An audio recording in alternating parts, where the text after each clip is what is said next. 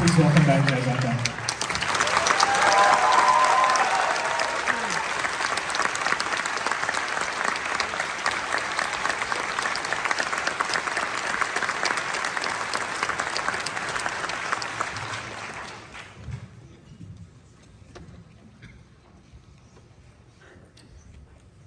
Thank you again for being here with this one.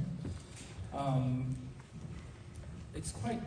an unconventional film, I would say, in terms of how it was put together. You touched on this a little bit in the introduction, how you worked for at least 2/3 of the film with this archive of material that you had been accumulating for more than 20 years. I was wondering if you could tell us how much material you had acquired and when you were shooting. What did you think that was for? Was it for a personal archive? Did you think you were going to make a film with it?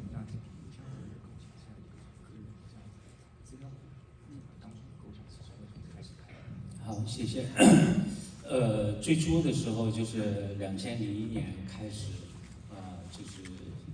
因为有了数码摄影机，所以想拍一些印象性的一个影片，所以就带着演员、摄影师开始工作。那这一拍呢，就是20多年一直没有停下来。真正做下来完成这个影片是在2020年，就是当时疫情已经有好几个月了。那就我觉得就是生活好像所有东西都停止了，但我觉得我还想制作电影，我有制作电影的热情，所以我就想，那我就剪这些，就看看这些过去的素材吧。So I started gathering the footage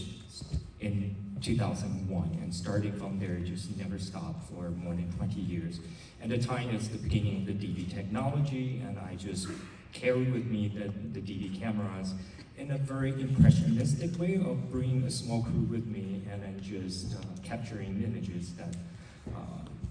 moved me and touched me. And then it is not until year 2020 that when everything stopped because of the pandemic, and months into the pandemic, I realized that this is not going to go away anytime soon. So I decided to look back on the material that I've gathered for the past 20-something years, and then started the editing process. 对，当时我参与了劳力士的一个计划，就叫做蒙图计划。就是我带着我的学生，来自菲律宾导演，拉斐尔曼多尔，我们来一起来，他来中国跟我一起工作，那就这个我想那我就带着他开始剪辑，所以我们最初的工作是要把这20多年拍的不同的摄影机拍的素材全部把它数码化，把它变成硬盘，因为这20多年里面有用这个digital video 拍的，也有用35毫米拍的，有用16毫米拍的，有用相机拍的，就是这个不同的年代的素材全部把它数码化之后，我开始看这些素材，跟拉斐尔一起来工作。So as part of the Rolex project of this mentor-mentee, I had the opportunity to work with a Filipino director by the name of Lafayette Manuel. And then during this particular process, that we started to look into the footage I had gathered in the past 20-something years. And in order for us to do that, the first step that we need to do is to convert everything and digitize everything, because I not only use the DV camera to capture these images and the footage, I also use 35mm film stocks, 16mm film stocks, and also use 5D cameras and anything that I could get my hands on to capture these images. So that was the first thing we did, is to convert and digitize everything into hard disk, and then we started the editing process along with Lafayette Manuel. 对，我到现在还没有统计一共有多少素材，但是我们那些硬盘堆满了剪辑室。And I really don't have a count or a number in terms of how long of the footage that we have gathered. So I know that there are mountains of hard disks that we have converted into. 对，它有一个后果，就是看这些素材看得我眼睛现在怕光，所以得老得戴个墨镜。So there's a very severe consequences of going through all the footage I have gathered or mountains of artists, and as you can see, I'm wearing sunglasses. The reason for this because I injured and damaged one of my eyes. 总之就很多很多吧。So a lot of footage. 等我再老一些，再剪一个电影没问题。So maybe later on, when I'm even older, I will edit another film out of the footage. Yeah, I was actually going to ask that because it sounds like there's so much material. This is just one of many possible movies you could have made. And I'm wondering if you could say a little bit about the principles of what you selected and how you edited.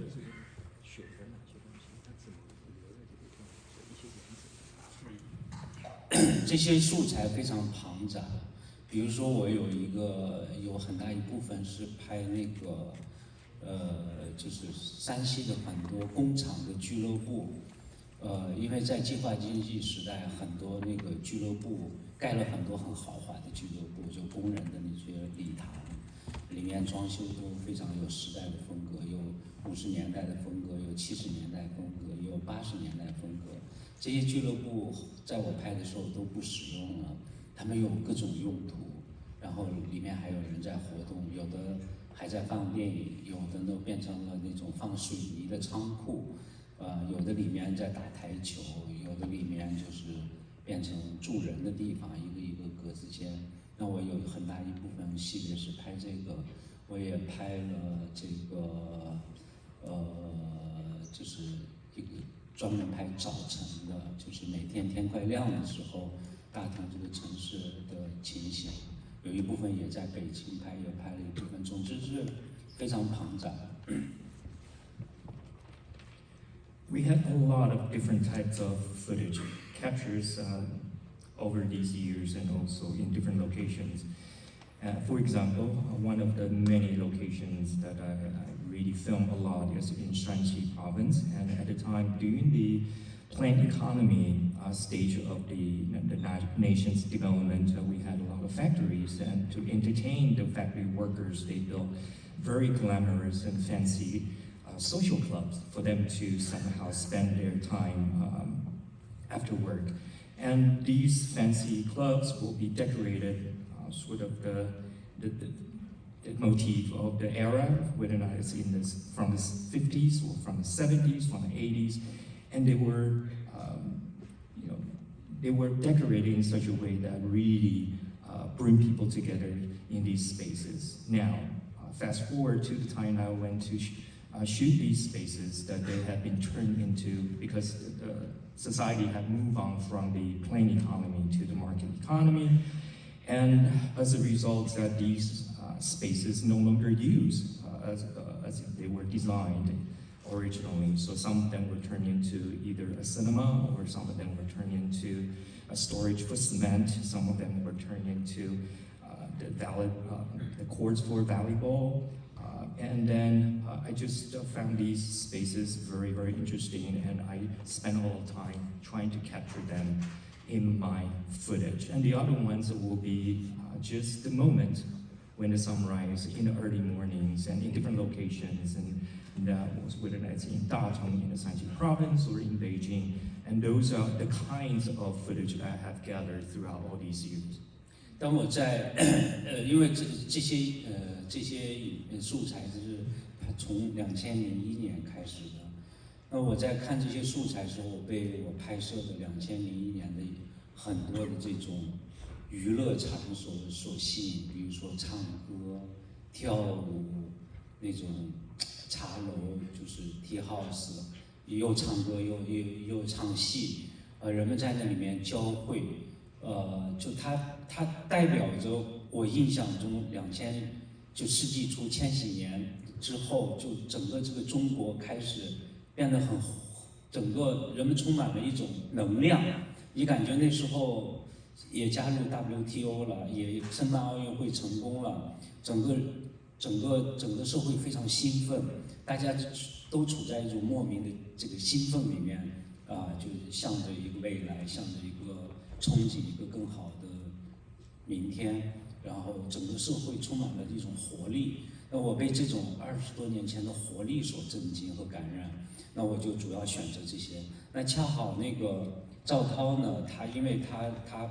在演电影之前他是学习舞蹈的，所以我们在拍这些之后，经常拉他来演，所以这个人物也存在，就是赵涛这个人物也在这些空间里比较多。那慢慢剪辑就集中在人物，就集中在赵涛和兵哥，就赵涛演的乔乔和兵哥之间，我们确定了人物，而这2组人物带出来的恰好是能够让我感觉到回到20多年前那种充满能量跟活力的这个社会的这种氛围，那就剪辑起点就从这儿开始。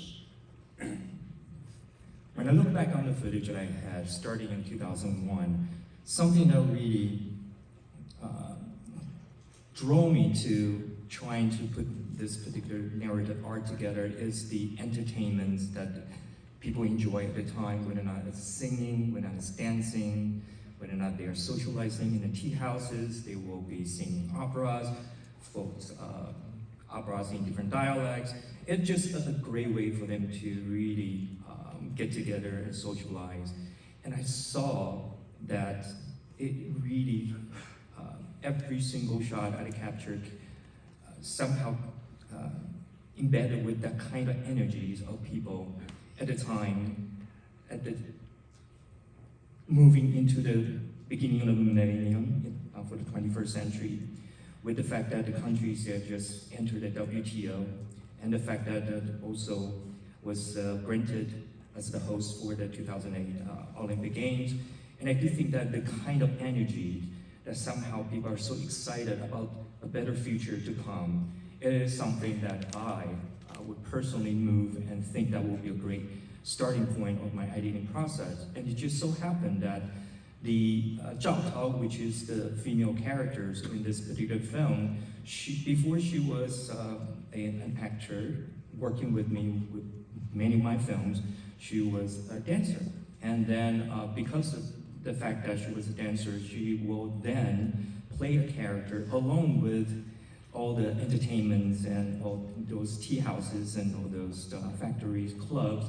that she will be in it along with the shots. And not only that,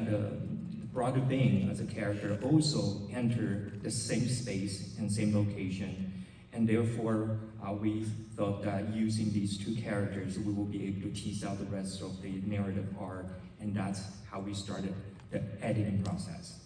对，而当时对这一部分情绪特别敏感，对我特别有冲击，是因为我是在疫情的时候在拍。我跟拉斐尔还有剪辑师，我们还有制片，我们4个人在那个屋子里，躲在那个屋子里剪辑，外面就是一个静止的世界，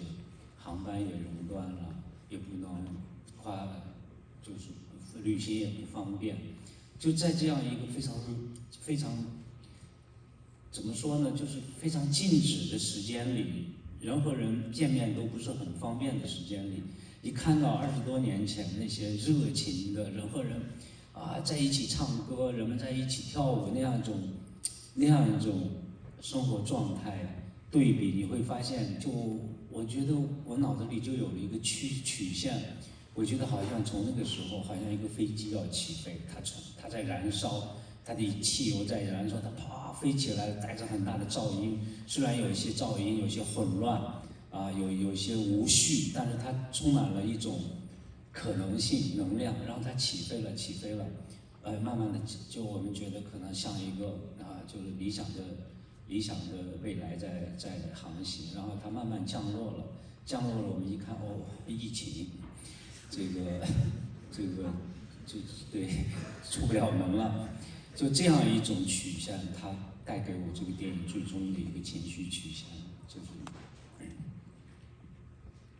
And it's because of such a sharp contrast of where I were, along with a very small group of editors in a room. Because of COVID, we're in the room day in, day out, trying to edit this film. And looking at the footage that's full of energy, full of this kind of excitement, passion, and fervor. And that really, somehow, I became very, very sensitive to the sharp, stark contrast and how I can then, again, develop that particular narrative arc. Almost as if that in 2001, these people embody the energies that the country is just about to take off. And then you are taxing, and then on the landing strip, you're taxing along the way, very noisy, full speed ahead, and then very chaotic, but at the same time, the airplane would take off, and then you sort of cruise around for a little bit, and then finally you landed, ended up with the current time for us to be all stationary in one particular space with COVID. And that is the starting point of this particular narrative arc, how I envision it for this film. I think we only have time for one more question, but related to that, I wanted to ask you, since so much of the film deals with the past and with memory,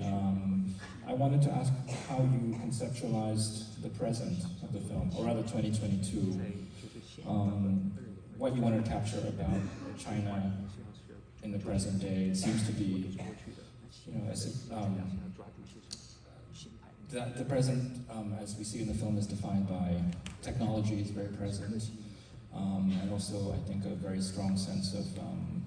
loneliness and alienation, which is a stark contrast from the first scene of the film with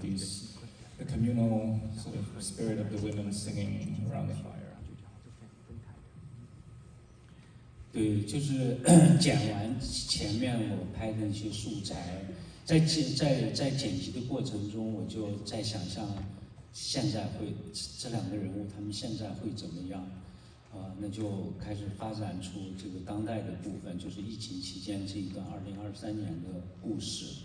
那在2023年这个故事里面，大家刚看完影片，就是首先。那是一个特殊的时间，它自然带来了人和人之间的一种疏离，人的孤独感，那更主要的，我觉得是，就是巧巧这个人物，在我看看剪前面素材的时候，她从一个这个沉浸在爱情中的女性，虽然非常多的这叫什么，就是。磕碰啊，男女之间这种伤害，但是他沉浸在一个爱情里，慢慢的，当他发现他的爱情离开，然后他开始一个人之后，就我的素材就结束了。那我就想，那他现在会怎么样啊？对，那我觉得，那首先他肯定年纪大了，不像青春年时那个时候。那再一个呢，就是，他会有婚姻吗？他会怎么样？这是我的问题，也是赵涛的问题，所以我就想象他在哪里上班，我把他选择在一个超市里上班，他面对很多人，来来往往，面对很多货物，我觉得充足的那种货物，但是他可能在其中他是更孤独的，然后就当他人物设置到超市之后，我突然就想到了。我们目前生活中经常遇到的这个机器人就我这个影片最初在戛纳放的时候，很多人以为是科幻片，看到这个，就很多国外观众以为是科幻片。我说这个真的不是科幻，你去我们中国，酒店、餐厅、办事大厅全是机器人，就你看今年无人驾驶也有了。那我就感觉我们真的一条腿在过去，一条腿其实在未来了，所以这是一个非常迷人的时刻。那我写到这个机器人出来之后，我觉得我觉得我就这个腿就迈出去了，迈到了未来的部分。当然他没有展开讲，但是我觉得确实新的科技、新的形态究竟会怎么塑造我们的情感，塑造我们的社会。人工智能进入我们生活之后会怎么样？我觉得目前我的感觉就是新的科技在我的生活中，它的日常生活的运用肯定要比全世界任何地方都要激进。就你看这个中国好几个城市，我们已经有无人驾驶的出租车在跑。那么就是它已经进入我们日常生活，它会怎么样？那我觉得就像这个电影结尾一样，你会有一个朋友是机器人的。那我就想象这个人物他可能没什么朋友，但是可能这个机器人是他每天能跟他聊聊天儿，但更主要的是，在机器人的大数据抓取的数据里面，应该没有乔乔的过去，所以乔乔可以跟他成为朋友。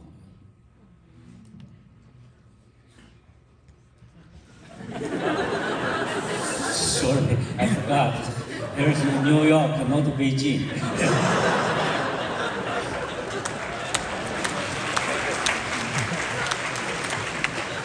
No translation either.